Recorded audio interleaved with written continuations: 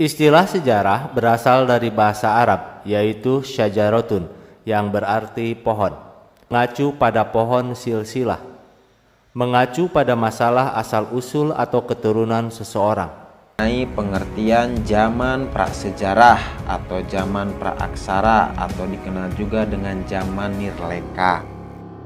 Secara etimologis, zaman prasejarah, praaksara, dan zaman nirleka artinya sama. Pra tidak, sejarah, aksara, leka artinya tulisan. Jadi pengertian prasejarah, praaksara, dan nirleka artinya adalah zaman di mana manusia pada waktu tersebut belum mengenal tulisan. Adapun masa di mana manusia sudah mengenal tulisan disebut sebagai zaman sejarah atau zaman aksara atau zaman leka. Setiap bangsa masing-masing mengalami perubahan peradaban dan kebudayaan yang berbeda-beda dalam mengenal tulisan untuk berkomunikasi dan membaca tentang sesuatu. Misalnya bangsa Mesir dan Mesopotamia atau Babilonia mengenal tulisan kurang lebih 3000 tahun sebelum Masehi. Adapun bangsa India mengenal tulisan sekitar tahun 2500 sebelum Masehi. Dan bangsa Indonesia sendiri baru mengenal tulisan pada abad ke-5 Masehi, yaitu dengan ditemukannya sebuah yupa yang bertuliskan huruf Palawa dengan bahasa Sangsakerta peninggalan kerajaan Kutai Kartanegara di Kalimantan Timur. Menurut ilmu geologi, proses perkembangan bumi dibagi menjadi 4 tahapan yang terdiri dari 1. Masa Azoikum.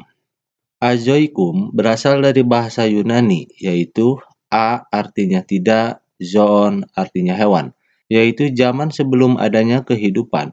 Masa Azoikum merupakan masa awal, artinya masa awal pembentukan bumi dan inti sampai kulit bumi. 2. Masa Paleozoikum. Paleozoikum artinya adalah zaman bumi purba. Mulai ada tanda-tanda kehidupan berupa organisme bersel tunggal yang kemudian berkembang menjadi organisme bersel banyak dari jenis invertebrata bertubuh lunak, ubur-ubur, cacing, koral, ikan tanpa rahang, landak laut, bintang lili laut, termasuk tumbuhan paku, paku ekor kuda, amfibi, serangga, dan reptilia. 3. Masa Mesozoikum. Mesozoikum artinya zaman purba tengah. Bumi mengalami perkembangan yang sangat cepat dengan ditandai munculnya hewan-hewan bertubuh besar, seperti reptilia pemakan daging, sehingga sering disebut zaman reptil.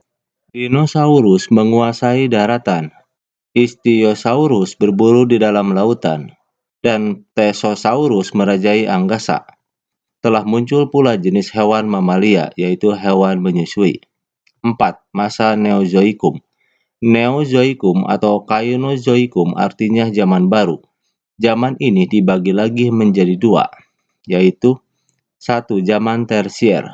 Munculnya primata dan burung tak bergigi berukuran besar yang menyerupai burung unta. 2. Muncul fauna laut seperti ikan dan moluska, sangat mirip dengan fauna laut yang hidup sekarang. 3. Tumbuhan berbunga terus berevolusi menghasilkan banyak variasi seperti semak belukar, tumbuhan merambat, dan rumput. 2. Zaman kuarter. Zaman kuarter terdiri dari kala Pleistosen dan kala Holosen. Kala Pleistosen dimulai sekitar 600.000 tahun yang lalu. Keadaan flora dan fauna yang hidup pada kala Pleistosen sangat mirip dengan flora dan fauna yang hidup sekarang. Pada masa ini muncul manusia purba Pithecanthropus erectus. 2. Kala Holosen. Mulai muncul sekitar 200.000 tahun yang lalu. Mulai muncul manusia modern seperti manusia sekarang.